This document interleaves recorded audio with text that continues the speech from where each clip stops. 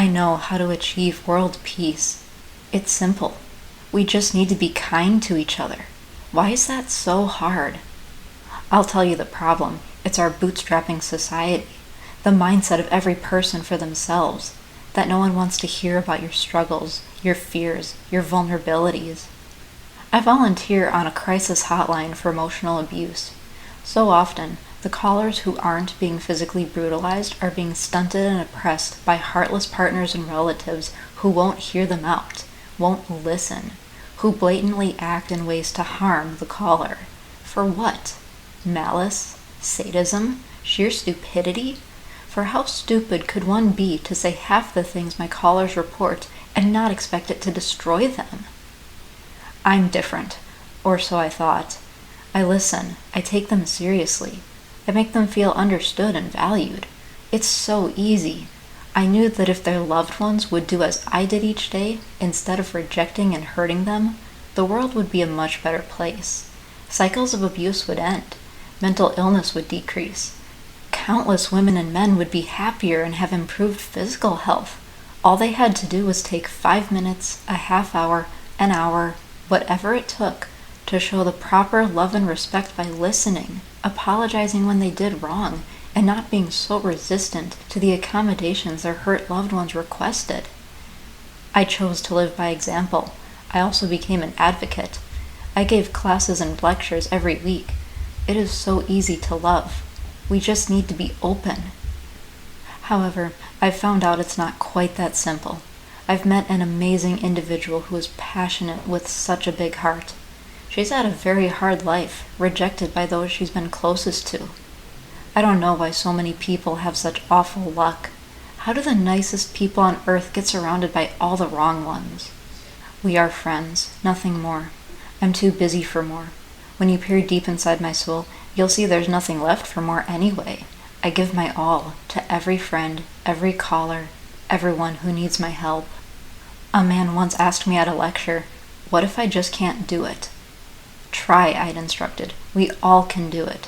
It takes strength, but we can learn. I followed up, "Don't forget, we want it done for ourselves, too." I'm an introvert, the man argued. I don't want to talk. I don't need affirmation, not every single day. But some of us do, I said. It's not that hard. And it's not. It shouldn't be. But I am far more flawed than I thought. We text throughout the day, every day. We spend all my free time together. I am who she calls when something's wrong. There is no one else. For some reason, no one is willing. All her friends shunned her. I will not shun her. I gave her my promise. But I get so tired. Despite my convictions, I grow bored. I get irritated. I stifle it, knowing it's wrong. Wondering if I'm a fraud.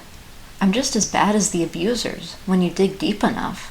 And she notices. She calls me out when my weariness shows, expresses her hurt that I don't seem to care.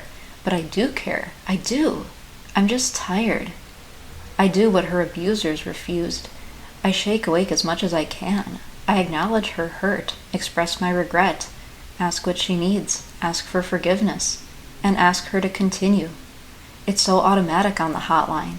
It's so automatic with my other friends, who talk with me once a week, once a month, maybe less. They're so easy to lay my heart out for. So why is she so different? Am I a hypocrite? Am I weak? If I am, I need to fight it. That's what we need. It's the only path to peace. But I think I'm forgetting things. I'm doing worse. She's angrier. I forget the promises I made. Last week, I forgot my promise to take her to dinner. I call most Fridays to invite her out, or we plan ahead on Thursday. Last week, we made no such plans to my knowledge, but I must be wrong. I didn't call her Friday. I heard nothing from her until Saturday, asking where I was. Why hadn't I come as expected? If she expected me, we must have discussed it. We must have planned. If I forgot, it was my mistake, a sign she didn't matter, that I found her forgettable. I could only apologize, search myself for what was wrong with me, and promise to make it up, promise to change. I committed unexpected faux pas by withholding basic means of support. One evening, she informed me I'd hurt her by cutting her off the previous night. She was upset after a bad day at work. It was quite late, and I was tired. I wouldn't have a full rest by morning, and my work required me to be fresh. I spoke as gently as I could, assured her she'd done nothing wrong, that I regretted the need to go, that we must continue tomorrow after my shift. She placated me in the moment, but she wasn't all right. I'd rejected her, like her other friends had. I made amends and promised to make time for her going forward, that I would not dismiss her again. While much of my teaching went towards the emotional, the ways in which we speak to show love and care, she brought to my attention the connection between the psychological and the material. So many abusers withheld resources from their victims. Even the mere act of refusal was cruel when one had what another needed and refused to give it. I became mindful of this and noted what I had that she did not. I began to offer them to her. It was not until I opened my heart more thoroughly that she confided how much she really struggled. She barely made it by with the emotional and material burdens she shouldered throughout her life. I couldn't believe she'd made it this far. I never would have guessed. Soon, we shared an apartment. She had my spare room. She really couldn't afford her own expenses, so I covered them. I had to make some cuts to my lifestyle, but that was all right. We had shelter, food, and clean water. What else could we need except love, and the knowledge that we were making a difference? I struggle to master myself. I rarely have the right responses anymore. I am callous and distant. I am dismissive. I try to make it up. I make sure she has a nice living space, anything to bring her happiness. I devote all the time I can to being attentive. I learn the right things to say, even if I'm bad at it, even if it seems more and more useless. That just proves I'm wrong, that I was insincere. I should not be preaching about world peace, not when I'm a destroyer of it. I train myself constantly, even when I know it's pointless. She continues to be patient with me, until I push her too far. I never know I'm doing it, but then she tells me. She tells me through her tears how I've hurt her, how I've failed her, how sick she is of watching me fail over and over again. And I am distraught and angered to admit that I had no idea. I never would have neglected her need had she expressed it to me. But now we've come full circle, because it's so obvious, isn't it? If I would just open myself up and listen, and compromise, instead of shutting her out, rejecting and oppressing her, everything would be okay. So what's wrong with me that I can't?